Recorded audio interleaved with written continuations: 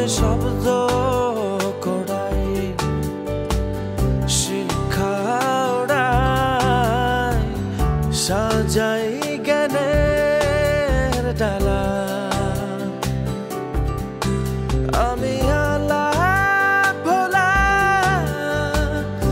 একলা চলা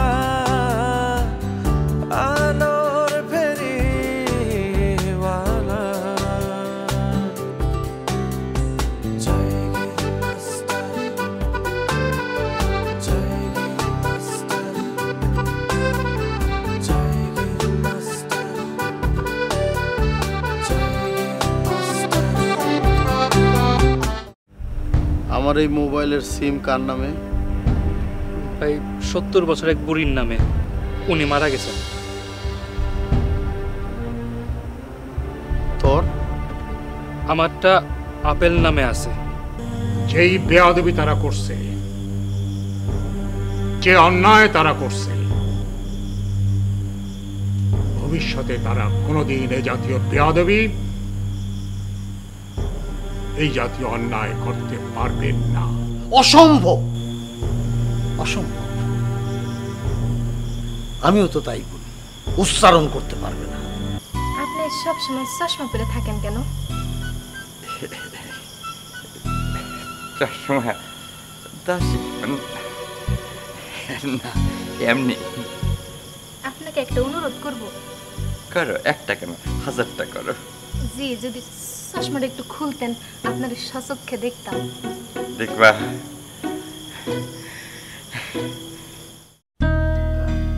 অফিসার, আমি আপনার কাছে একজন মা হয়ে একটু আর্জি পেশ করতে চাই। আমার নিরাপরাধ কন্যা, তার উপর যে এত বড় একটা জুলুম হইল, আমার শিশুর, নিষ্পাপ শিশুর মতো কন্যাটা দুনিয়ার প্যাঁচ গোছ কিছুই বুঝে না। সেই সব আসামিদেরকে খুঁজে বাইর করতে আপনাদের এত সময় লাগতেছে। আমি জানি আপনারা চেষ্টা ত্রুটি করতেছেন না, কিন্তু আমার মনকে তো আমি বুঝাইতে পারতেছি না। এত বড় একটা জুলুম হলো আমার মেয়েটার উপরে। আপনারা দয়া করে একটু ভালো করে চেষ্টা করেন। আমি জানি আইন তার নিজের গতিতেই চলবে, ঠিক সময়ে সব কিছুই বিচার হবে, কিন্তু আমার অবুঝ মনকে কোনোভাবে প্রবোধ দিতে পারতেছি না। আপনারা একটু দয়া করে চেষ্টা করেন যাতে এইসব আসামিদের, এইসব যারা এত বড় কাজ করতে পারে, তাদের উপযুক্ত শাস্তিও সমাজে সকলে যেন সেইটা দেখে ভয় পায়, আর ভবিষ্যতে যেন কারোর সঙ্গে এরকম সর্বনাশ না হয়। আপনি এইসব নিয়ে চিন্তা করবেন না, আমি এখন আসি। আসসালামু আলাইকুম। ওয়ালাইকুম আসসালাম।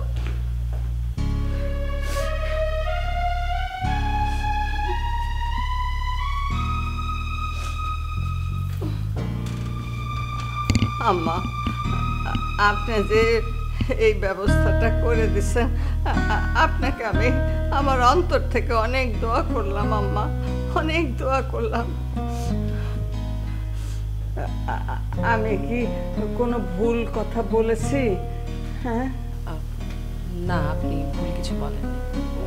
ভয় লাগে তো বুঝি না তো কিছু। আপনি যদি মা হইতেন তখন বুঝতেন আমার কষ্টটা, কি কষ্ট থেকে আমি এই কথাগুলো বলছি। খালাম্মা, আপনি শান্ত হন। আপনি এরকম করলে আপনি নিজেই অসুস্থ হয়ে যাবেন। আপনি কি কিছু খাবেন? আমি চা কফি কিছু আনাবো? না মা, আমি রাত্রেবেলায় চা এসব খাই না। ওই ভাত খায়া শোয়ার আগে ওই ইসবগুলোর ভুসি ভিজায় রাখে, ওইটা খাই, বহু বছরের অভ্যাস। হ্যাঁ, তাহলে এখন আমি যাই মা। ওই মোমেনুল ওরা সব আসবে তো আমারে নিতে, ওদের সঙ্গে আমি তাহলে চলে যাইতেছি। আপনি একটু মালকা বানানোর দিকে খেয়াল রাখেন, কেমন? জি আচ্ছা। আমি জানি আপনি অনেক করতেছেন, তারপরেও আমি বললাম আর কি আপনারে। ঠিক আছে মা, আসি।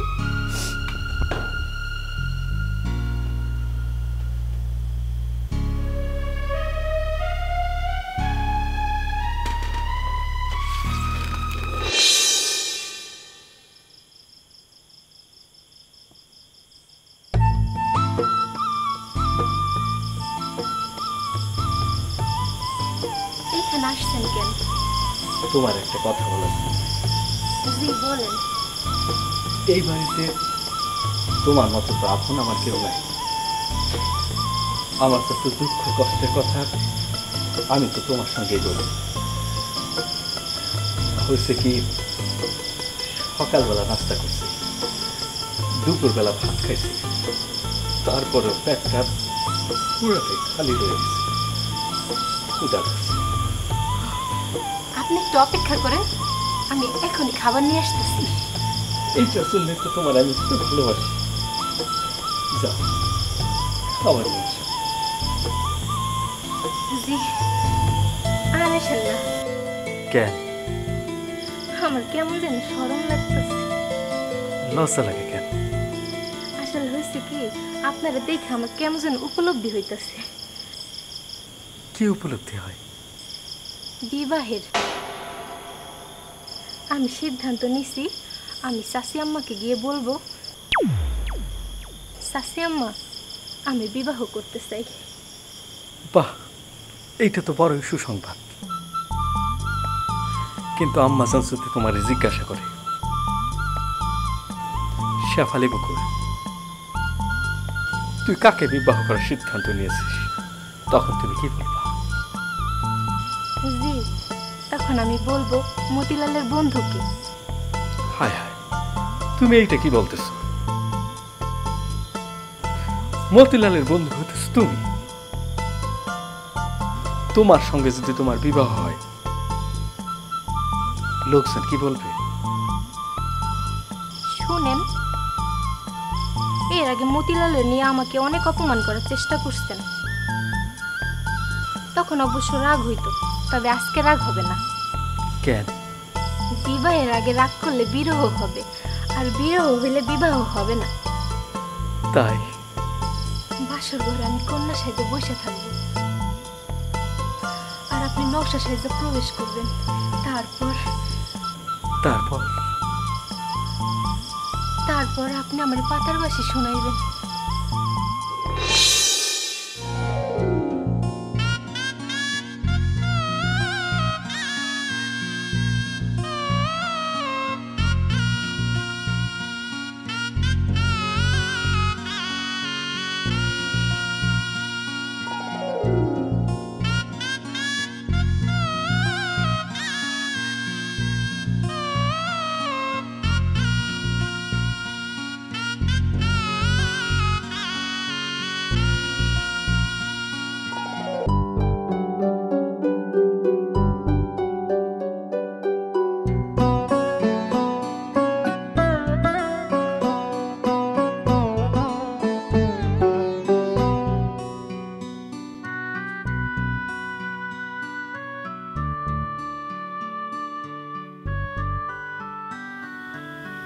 কন্যা দেখে লজ্জা পাইতেছে। আজকে আমার জীবন ধন্য হইল, পূর্ণ হইল, গণ্য হইল ভালোবাসা। আমার একটা অনুরোধ করব, রাখবেন? এইটা তুমি কি বললা? আজকের দিনে বধূর অনুরোধ নওশা রাখবে না? তুমি বলো, নির্দ্বিধায় নিঃসংকোচে বলো, তুমি কি চাও আমার কাছে? আমার একটু পাতার বাসি শোনাইবেন? হায় আল্লাহ, আমি মনে মনে এইটাই ভাবছিলাম যে আজকের রাইতে তুমি আমার কাছে পাতার বাসি শুনতেছে, তাই আমি সঙ্গে করে পাতার বাসি নিয়ে আসছি। কি বিশ্বাস হইতেছে না? দেখো, এই যে দেখো, বাজাইতেছি। আজকে পাতার বাসি আমি ভালোবাসা বাজাইতেছি তোমার সত্যি।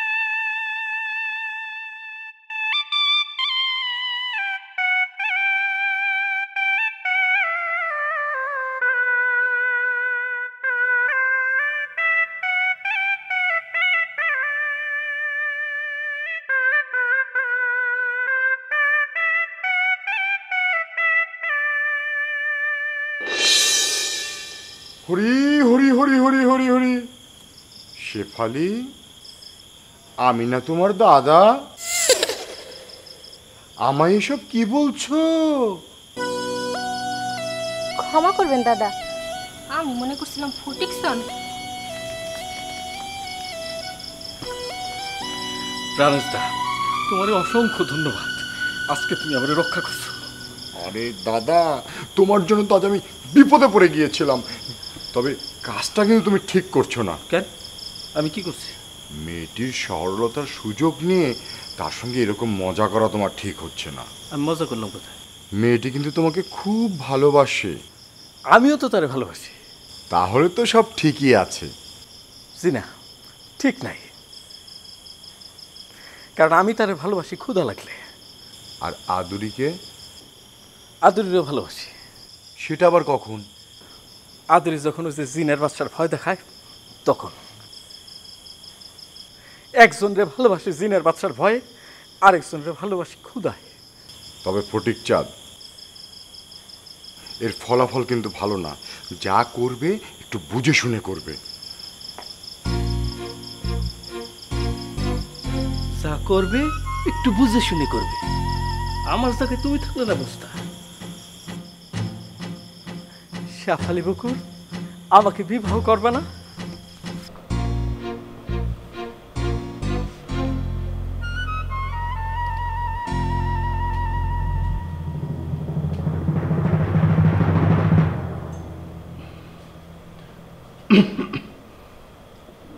Excuse me. Yes, coming.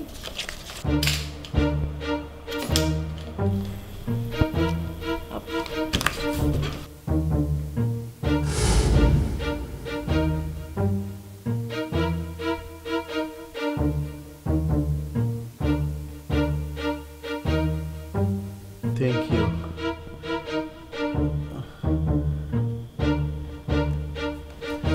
এক গ্লাস পানি খেতে পারি?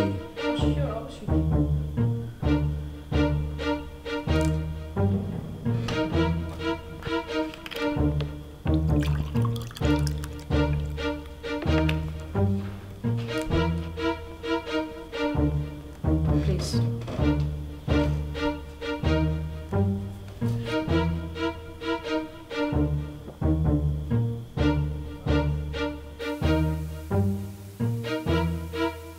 Thank you. বলুন, আপনি কেমন আছেন? জি, আগের চেয়ে বেশ বেশ ভালো আছি। আপনি তো বোধহয় আমার আন্ডারে নেই। আমি আসলে আপনার পেশেন্ট নই, ইনফ্যাক্ট এই হসপিটালেরই পেশেন্ট না। আজ সকালবেলা আমি ঢাকা থেকে রওনা দিয়ে এদিকেই আসছিলাম। ঢাকা থেকে কিছু দূর আসার পরপরই একটা অ্যাক্সিডেন্ট হয়। তারপর আমার যখন জ্ঞান ফিরে তখন আমি জানতে পারলাম আমি ঢাকার কাছাকাছি কোন এক হসপিটালে। আর ওই অ্যাক্সিডেন্টে আমার এই হাত, মাথায় আমি প্রচণ্ড আঘাত পাই। যখন একটু সুস্থতা বোধ করি তখন আবার এদিকে চলে আসি। আমি আপনাকে কিভাবে হেল্প করতে পারি? আসলে আমি একজনের ইনফরমেশন জানতে চাই, মানে আপনার একজন পেশেন্টের। কার? ওর নাম মালকা বানু। এই এলাকার মোল্লা সাহেবের ছোট মেয়ে। হ্যাঁ, আমাদের হসপিটালেরই 103 নম্বর কেবিনে আছেন উনি। ও হ্যাঁ, হয়তো বা ওই যে আমি যখন আসছিলাম তখন দেখলাম যে একটা কেবিনের পাশে কয়েকজন পুলিশ পাহারা রেখেছে। ওটাই হয়তো হবে। দেখলেন মানে? হ্যাঁ, আমি দেখেছি, তবে এই চোখ দিয়ে নয়। উপলব্ধি করেছি, ঘ্রাণ শুকেছি, কথা শুনেছি। আসলে এভাবেই তো আমাদের দেখতে হয়। কি হয়েছিল ওর? আমি যতটুকু শুনেছি সম্ভবত ওনাকে কেউ কিডন্যাপ করেছিল, আর পুলিশ যখন তাকে উদ্ধার করে তখন তার জ্ঞান ছিল না, আর তারপর থেকেই আমাদের হসপিটালে ট্রিটমেন্ট চলছে। ও আচ্ছা আচ্ছা, মানে এখন কেমন আছে? আগের চাইতে ভালো, কিন্তু উনি বাকশক্তি হারিয়ে ফেলেছেন। আচ্ছা, উনি আপনার কি হন? আমার রিলেটিভ, ও খুব আপনজন। আমি কি একটু ওর কাছে যেতে পারি? হ্যাঁ, অবশ্যই অবশ্যই যেতে পারেন। করিম, করিম, ও বোধহয় কোনো কাজে ব্যস্ত। চলুন, আমি আপনাকে নিয়ে যাচ্ছি। Thank you. সরি, আমি আপনাকে বর্ডার করছি।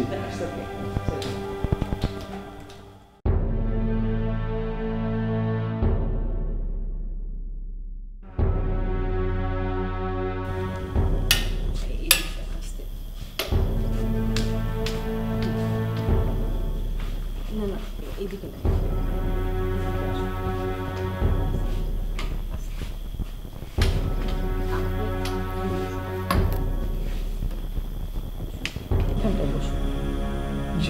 Thank you. কিন্তু মালকা বানু কোন দিকে? এই যে আপনার সামনে শুয়ে আছে। আচ্ছা, ও ঘুম থেকে উঠলে আপনি কথা বলবেন। আচ্ছা আচ্ছা। আর আমার পেশেন্ট আছে, আমি দেখতে যাচ্ছি। জি।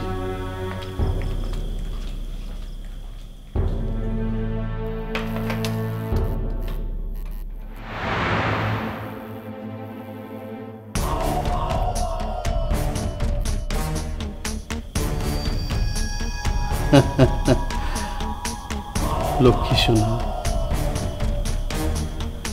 এমন নিষ্পাপের মতো ঘুমাচ্ছ কেন? জেগে ওঠো লক্ষ্মী সোনা। আমার কিছু হয়নি, বলছে তোমার। হ্যাঁ, কিচ্ছু হয়নি।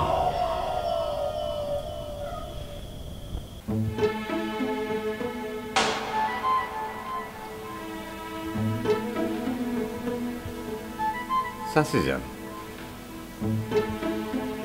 আপনি সর্বক্ষণ চিন্তাযুক্ত থাকেন। এই চিন্তাযুক্ত থাকার হেতুটা কি জানতে পারি? আসলে হঠাৎ এতগুলা বিপদ আপদ আসলো তো, যার জন্য একদমই প্রস্তুত ছিলাম না। আপনার চাচা যান এই পবিত্র আরব দেশে গিয়ে ওখানে উনি কতদিন থেকে গেলেন, সেই এক চিন্তা, দূর দেশে আছেন। আবার এর মধ্যে আমার আদরের কন্যাটাও অসুস্থ হয়ে হাসপাতালে। এই চারিদিকে অন্ধকার দেখতেছিলাম, এর মধ্যে আল্লাহর অশেষ রহমতে ছোট মিয়া আপনি আসলেন। আমি যেন অকুল পাথরের মধ্যে এই ঠাঁই পাইলাম। তার মধ্যে আবার হঠাৎ কি খবর আসলো, আপনার আব্বাজান চলে গেলেন, ওইটা নিয়ে একটু চিন্তার মধ্যে আছি। চাচি যান, আব্বাজান তো গিয়েছেন মাত্র 2-3 দিনের জন্য, তিনি চলে আসবেন। আম্মা যেন অসুস্থ, তাই গেছেন। তাছাড়া এই শাহিন শাহ আছে না, শাহিন শাহের উপরে আপনি ভরসা রাখতে পারেন। যদি কেউ এই বাড়ির দিকে কুদৃষ্টিতে তাকায়, তাইলে বন্দুক দিয়া ঠাস ঠাস করে গুল্লি করে তার মাথা খুল্লি উড়াই দিব না। আমি শব্দ